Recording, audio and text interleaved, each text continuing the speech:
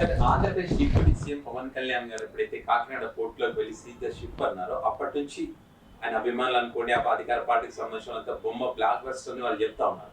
అయినప్పటికీ కూడా already seize అయిన షిప్ ని సీజ్ చేశారని చెప్పి, ఆ షిప్ ను సీజ్ చేయడం అంత ఈజీ కాదు, అధికారులు మల్లగుల్లలు పడుతున్నారని చెప్పి ఇట్లా రకరకాల అభిప్రాయాలు వస్తూ ఉన్నాయి. అక్కడి దాకా ఈ పీడిఎస్ రైస్ అక్కడి దాకా ఎట్లా వెళ్ళినాయి, అధికారం వీళ్ళేది, అది ఎమ్మెల్యేలు వీళ్ళే కదా, ఎట్లా జరిగింది ఇదంతా అనే దానికి సంబంధించి చర్చ జరుగుతుంది. అసలు ఏంటి సార్ ఈ కాకినాడ పోర్టులోకి ఎక్స్పోర్ట్ అవుతున్నటువంటి, విదేశాలకు ఎక్స్పోర్ట్ అవుతున్న బియ్యానికి సంబంధించి అంత ఈజీగా తీసుకెళ్ళొచ్చా ఇక్కడ నుంచి, సీజ్ చేయడం కూడా అంత ఈజీగా ఉంటుందా? నమస్కారం అండి. కాకినాడ పోర్టులో బియ్యం అక్రమ రవాణాపై ఒక ఓడను సీజ్ చేయమని చెప్పి డిప్యూటీ చీఫ్ మినిస్టర్ గారు పవన్ కళ్యాణ్ గారు ఆదేశించినట్టుగా మనకు తెలుస్తుంది. అయితే అలా ఆయన ఆదేశించే అధికారం ఆయనకి లేదని, పడవకు సంబంధించి కొన్ని రూల్స్ రెగ్యులేషన్స్ ఉంటాయని, ఆ పోర్ట్ అధికారులు సెంట్రల్ గవర్నమెంట్కి సంబంధించిన వాళ్ళని, కొన్ని రూల్స్ రెగ్యులేషన్స్ ఫాలో అయ్యి వాళ్ళు అది సీజ్ చేయడం లేదని చేస్తారని అనేక విధాలుగా చర్చలు వస్తున్నాయి. మనోహర్ గారు మొన్న ఎప్పుడో వెళ్ళి ఆయన కూడా పట్టుకున్నాడు. కానీ అప్పుడు వచ్చినంత ప్రతిచర్య, విమర్శలు, ప్రతి విమర్శలు ఇప్పుడు రాలా, అప్పుడు రాలా, ఇప్పుడు వచ్చినంత అప్పుడు రాలా. బియ్యం అక్రమ ఎగుమతులను అడ్డుకునేందుకు పవన్ కళ్యాణ్ గారు వెళ్ళి ఒక సినిమా హీరో ఏ విధంగా చేస్తారో, మన సినిమాల్లో ఏకదినక మంత్రి అని చెప్పి చూపించినట్టు, నేను పారదర్శకతతో పనిచేస్తున్నాను, జవాబుదారీతనంతో పనిచేస్తున్నాను, ఒక చీఫ్ మినిస్టర్గా నేను చెప్తే కూడా ఇక్కడ, డిప్యూటీ చీఫ్ మినిస్టర్గా నేను చెప్తే కూడా ఇక్కడ సీజ్ చేయడం లేదు, అరెస్ట్ చేయడం లేదు, ఎస్పీ గారు ఎక్కడికి వెళ్ళారు, లీవ్లో ఎట్టు వెళ్తారు, నేను వచ్చారని వెళ్ళారా, ఇలాంటివన్నీ సినిమా పక్కీలో జరిగిన విధంగా కనపడుతున్నా కానీ అక్కడ రియల్గా జరిగింది అది. ఆ జరిగినప్పుడు సామాన్య ప్రజానీకానికి ఏముంది, సుమారు 35,000 MT బియ్యంతో పశ్చిమాఫ్రికాకి వెళ్ళే ఓడ అది. అంటే ఇక్కడి నుంచి వేరే స్టేట్కి కాదు, వేరే దేశానికి వెళ్ళే పడవని దాన్ని ఆపారు. ఈ బియ్యం స్మగ్లింగ్ చేస్తుంది కాబట్టి దాన్ని సీజ్ చేయమని చెప్పి కూడా ఆర్డర్ ఇచ్చారు. ఏదైనా ఒత్తిడి వస్తే నేను చూస్తాను మీ ఉన్నతాధికారుల నుంచి అని చెప్పి కూడా ఈయన చెప్పడం జరిగింది. అయితే అక్కడ ఇంకో కొన్ని విషయాలు కూడా ఈయన రైజ్ చేశాడు. భద్రత లోపం ఉంది, ఇక్కడ దేశ భద్రతకు కూడా ముప్పు వాటిల్లుతుంది అని కూడా పాయింట్లు రైజ్ చేశాడు.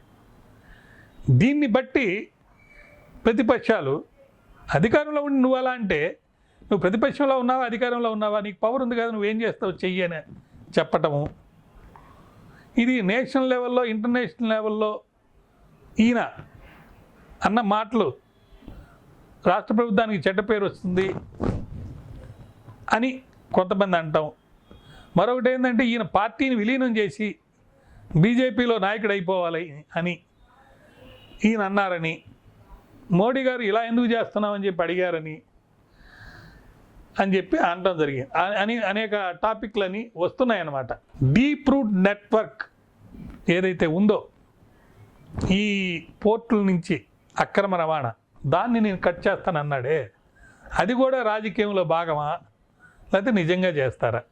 మళ్ళీ ఇప్పుడు ఇంకో పడవని ఏదో సీజ్ చేయండి అని చెప్పి పేర్లతో సహా చెప్పి, ఇది మీ వాళ్ళకి సంబంధించి అని చెప్పి ఒక మంత్రి పేరు కూడా చెప్పి, ఆర్థిక మంత్రి పేర్లు ఎవరైతే, దాన్ని చేయమని చెప్పి వీళ్ళు అడగటం అంటే అక్కడ ఏదో భద్రతా లోపం ఉందని మనకు అనిపిస్తుంది. అయితే కలెక్టర్ గారు ఏం చెప్పారంటే, మేము క్షుణ్ణంగా పరిశీలిస్తాం, అసలు ఎవరి దగ్గర నుంచి ఈ బియ్యం ఎలా ఇదయింది.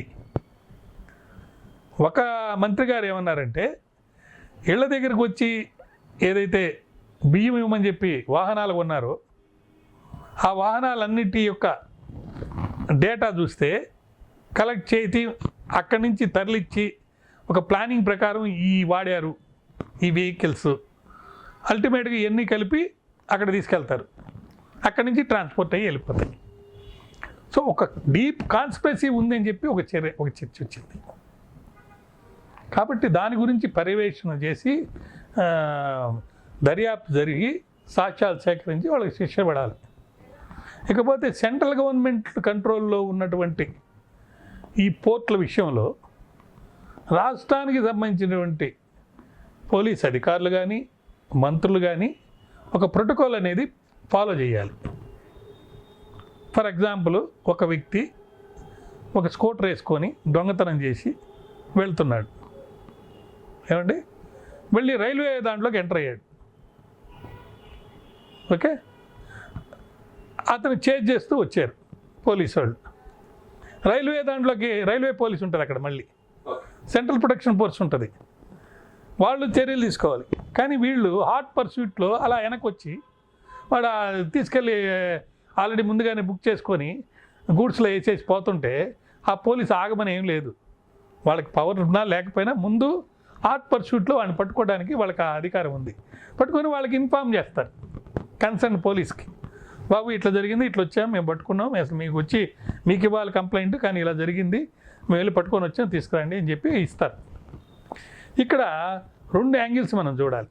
ఒకటేంది, సీ మొత్తం మంది కాదండి. సీలో మనం ఏదైతే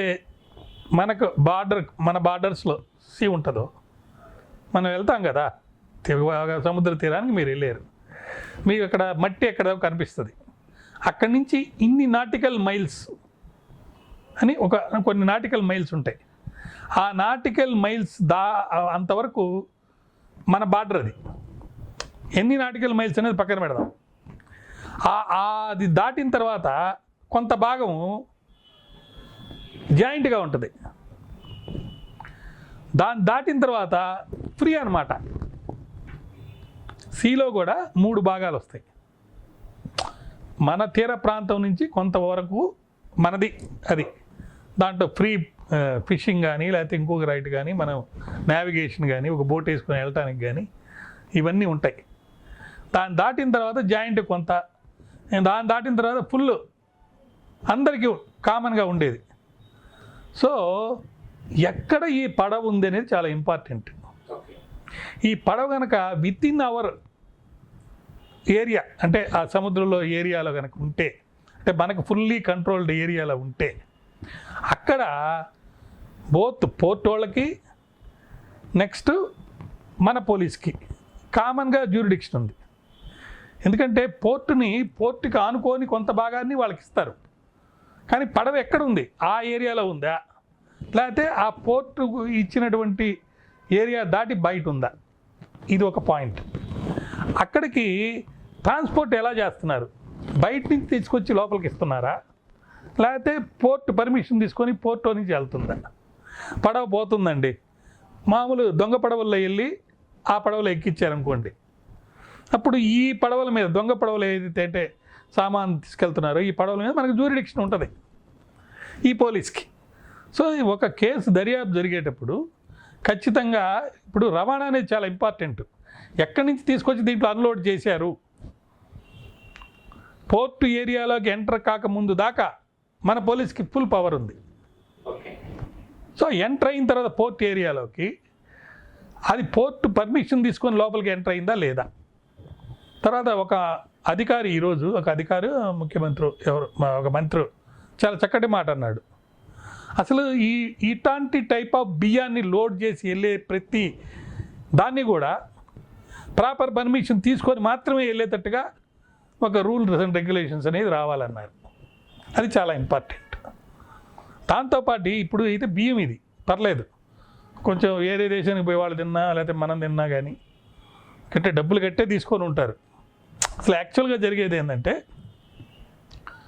ఈ రైస్ మిల్లర్స్కి వాళ్ళకి వ్యాపారాలు సరిగా లేవు. ఇప్పుడు పర్మిట్ రాజ్యం పోయింది.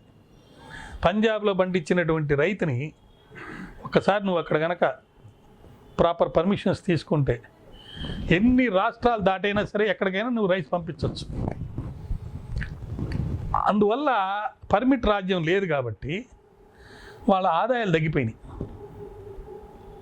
కాబట్టి రైస్ మిల్లర్స్ కానీ లేకపోతే రైస్ డీలర్స్ కానీ రైస్ వ్యాపారం చేసే వాళ్ళకి కానీ ఇది ఒక సులువైన మార్గం. తక్కువ రేటుకి ప్రజల కోసం ఇచ్చిన బియ్యాన్ని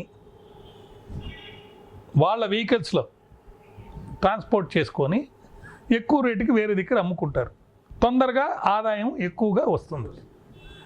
అయితే దీనికి పోలీసు, విజిలెన్సు, రెవెన్యూ ఈ అధికారులందరూ సహకారం ఉండాలి.